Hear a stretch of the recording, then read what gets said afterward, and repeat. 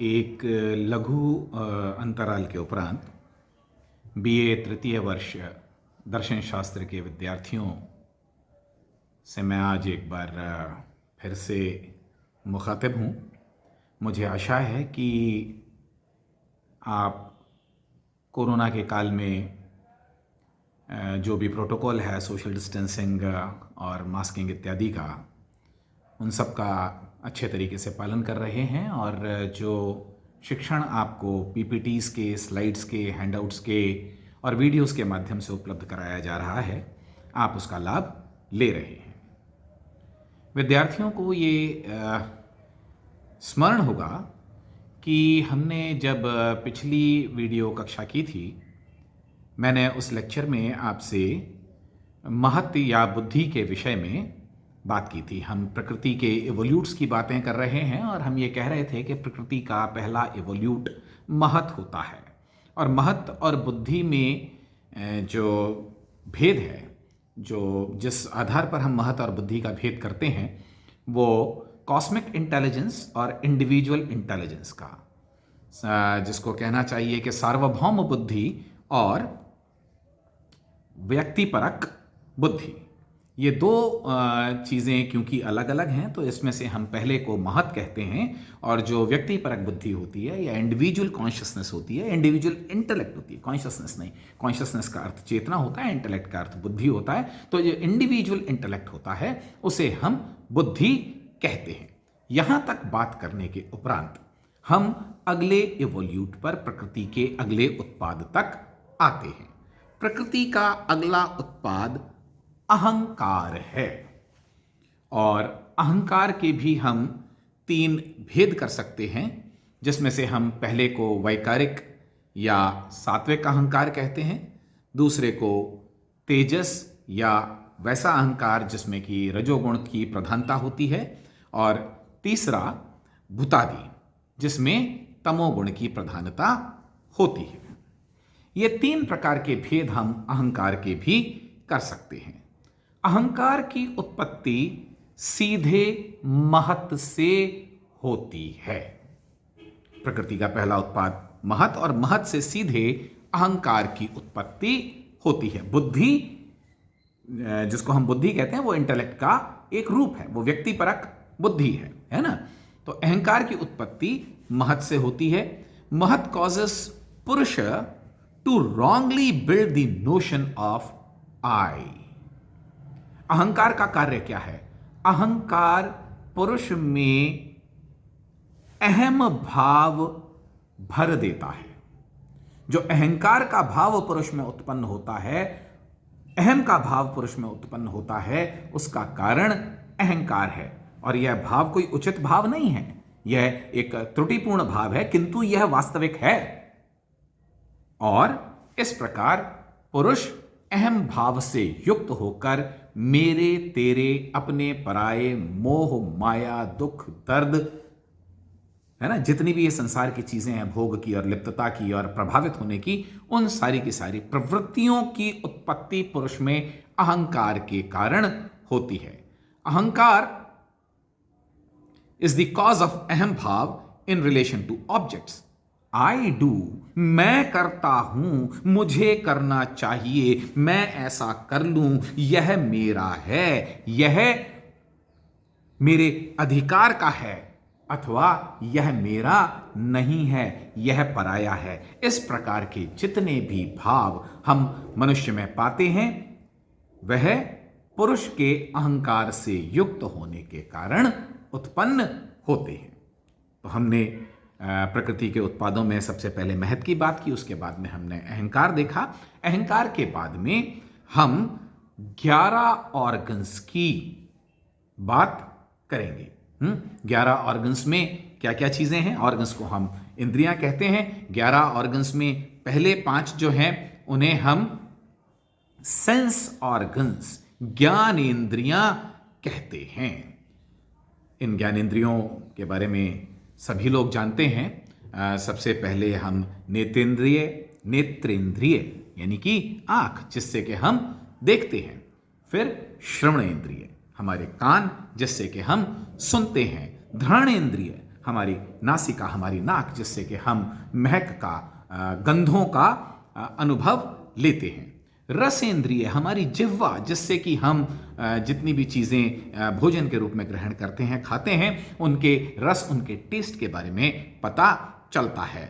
और त्वचेंद्रिय, sense of touch, छू करके किसी चीज़ को छू करके देखना, ये पाना, उसका अनुभव होना कि ये कठोर है, ये मुलायम है इत्यादि, है ना, यह ठंडा है, यह गर्म है इत्यादि। जितनी भी अनुभव हमको होते हैं वो त्वचेंद्रिय के कारण, त्वचा के कारण होते हैं। तो हम ये कह सकते हैं sight, hearing, smell, taste and touch. नेत्रेंद्रिय, श्रवणेंद्रिय, घ्राणेंद्रिय, रसेंद्रिय और त्वचेंद्रिय, यह हमारे सेंस ऑर्गन्स, ज्ञानेंद्रियां होते हैं। इनसे ज्ञान हमें इंद्रियार्थ सन्निकर्ष के माध्यम से उत्पन्न होता है। इंद्रियार्थ सन्निकर्ष का क्या मतलब है कि जब हमारी इंद्रियां विषयों के संपर्क में आती हैं और उनसे जो अर्थ की उत्पत्ति होती है या ज्ञान की उत्पत्ति होती है, हम उसको इंद्रियार्थ सन्निकर्ष कहते हैं। The real organs are not the external instruments but the imperceptible powers within। सांख्य का क्या मानना है कि यह जो ज्ञानेंद्रियां आपको दिखाई देती हैं, जो आप देख रहे हैं, जैसे आप आंख, कहते हैं कि आंख को नहीं देख सकती, लेकिन आप दूसरे की आंखें देख सकते हैं, आप दर्पण में अपनी आंखें देख सकते हैं। तो आपको जो बाह्य का मतलब जो आपको महसूस हो रहे हैं, जिसको आप छू सकते हैं, महसूस कर सकते हैं, देख सकते हैं, है ना, जैसे आपके कान, आपकी नासिका, आपकी त्वचा, यह सब चीजें आपको दिखाई पड़ रही हैं, ये बाह्य हैं, ये आंतरिक नहीं है। सांख्य दार्शनिकों का मानना है कि यह जो बाह्य इंद्रियां हैं या इनकी जो बाह्य प्रस्तुतियां हैं, यह वास्तविक इंद्रिय नहीं है। वास्तविक इंद्रिय तो आंतरिक इंद्रियां होती हैं और जिन्हें हम प्रत्यक्ष से नहीं बल्कि अनुमान से ज्ञात करते हैं। कान जिससे सुनाई दे रहा है वो आंतरिक है, और मैं सुनने की क्योंकि क्रिया को संपन्न करता हूं, अतः मैं अनुमान से यह ज्ञात करता हूं कि मेरे पास श्रवणेंद्रिय है। तो वास्तविक इंद्रियां सांख्य के अनुसार कैसी हैं? आंतरिक हैं, और उनका ज्ञान प्रत्यक्ष से न होकर अनुमान से होता है। ठीक है, अब हम बात करते हैं मोटर ऑर्गन्स की, जिनको कि हम ज्ञानेंद्रियां नहीं कहते बल्कि कर्मेंद्रियां कहते हैं। देखिए, ज्ञानेंद्रियों की बात खत्म हो गई, आंतरिक और बाह्य दोनों की। हम ज्ञानेंद्रियों से बाहर आकर के अब इंद्रियों के दूसरे प्रकार में, जिसमें फिर 5 प्रकार की इंद्रियां आती हैं, उन्हें हम कर्मेंद्रियां कहते हैं। माउथ, मुख, जहां पे मैं काम कैसा करता हूं? स्पीच का, भाषा का, शब्द का, बोलने का काम जहां से होता है, वह मेरी कैसी इंद्रिय है? स्पीच की इंद्रिय है ना, भाषा की इंद्रिय है, जो कहां है? मेरे मुख में है। एप्रीहेंशन, हैंड, इससे मैं एप्रीहेंड करता हूं, चीजों को ग्रहण करता हूं। फीट, जिससे कि मैं मूवमेंट करता हूं, चलता फिरता हूं, जो मेरे आने जाने का साधन बनते हैं। फिर एक्सक्रीशन, हमारे जो हम मलमूत्र इत्यादि त्याग करते हैं, उससे संबंधित हमारी जो इंद्रियां होती हैं, हमारे मल त्याग के लिए अलग इंद्रिय होती है, हमारे अन्य विसर्जन के लिए अन्य इंद्रियां होती हैं। तो उन इंद्रियों को हम, जिनसे शरीर की मोटर ऑर्गन, जिससे कि आप, मोटर का मतलब वैसे क्या होता है? एक मशीन होता है ना, तो जिससे ये काया रूपी मशीन चलती रहती है, जिन इंद्रियों के अभाव में उसका चलना संभव ना होगा, उन्हें हम मोटर ऑर्गन्स या कर्म इंद्रियां कहते हैं, जिससे हम कर्म करते हैं। मेरा बोलना मेरा कर्म करना है ना, मेरा किसी चीज को पकड़ना, किसी चीज को छूना, ये सब मेरे कर्म है। मेरा कहीं आना जाना, मेरा बोलना, मेरा संतानोत्पत्ति करना, है ना, जिसमें मैं सेक्स ऑर्गन्स को शामिल करता हूं। ये सारी की सारी जो मेरी इंद्रियां हैं, इन्हें मैं कर्मेंद्रिय, इन्हें सांख्य दर्शन में क्या कहा गया? कर्मेंद्रियां कहा गया। तो 5 ज्ञानेंद्रियां बाह्य और आंतरिक, उसके 2 भेद, और फिर इसी प्रकार से मेरी 5 कर्मेंद्रियां। इनके उपरांत जो महत्वपूर्ण बात है और जो इंद्रिय आती है, उसे हम माइंड या मनस कहते हैं। माइंड, मनस, मन। कारिका 27 में मनस के विषय में सांख्य कारिका में बताया गया है।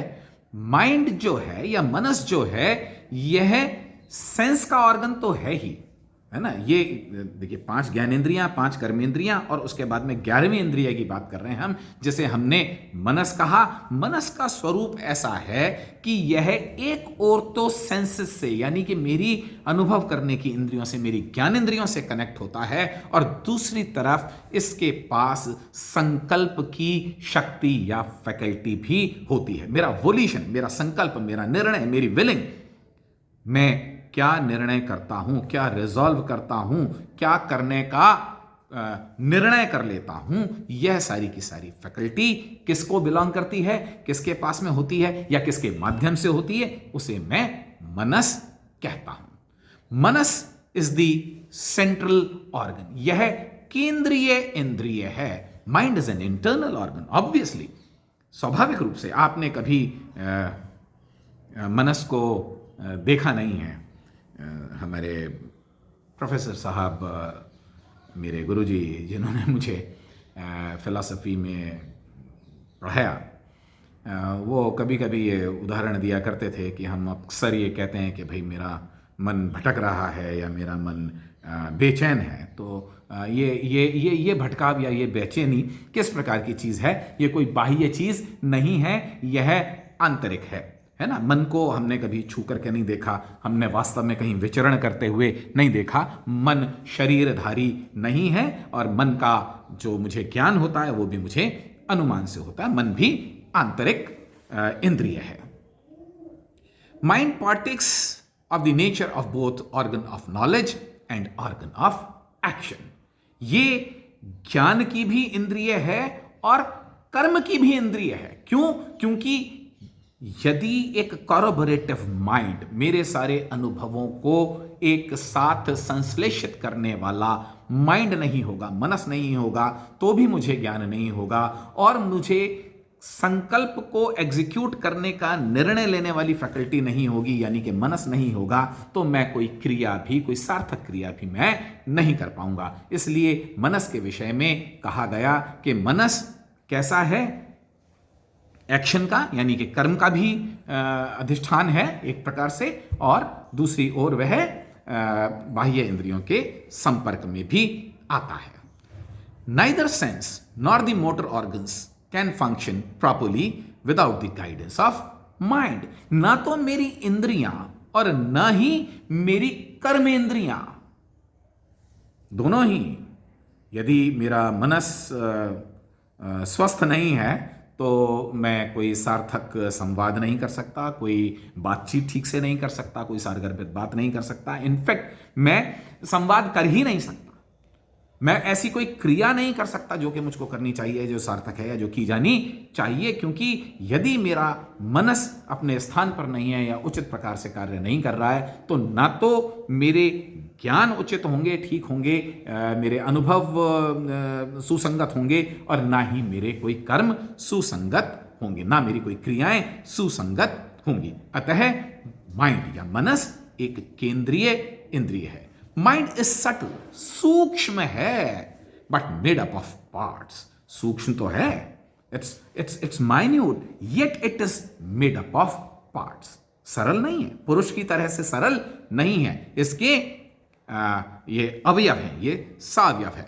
Therefore mind can come in contact with several objects at the same time. यदि यह सावयव नहीं होता तो अनेक विषयों के संपर्क में एक ही समय में नहीं आ पाता।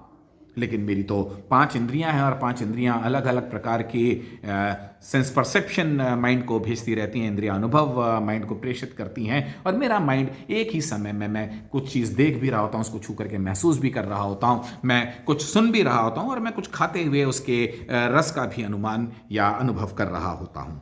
तो मेरा माइंड क्योंकि एक ही समय में अनेक इंद्रियों के संपर्क में आ सकता है, अतः मुझे मानना होगा कि वह सावयव है।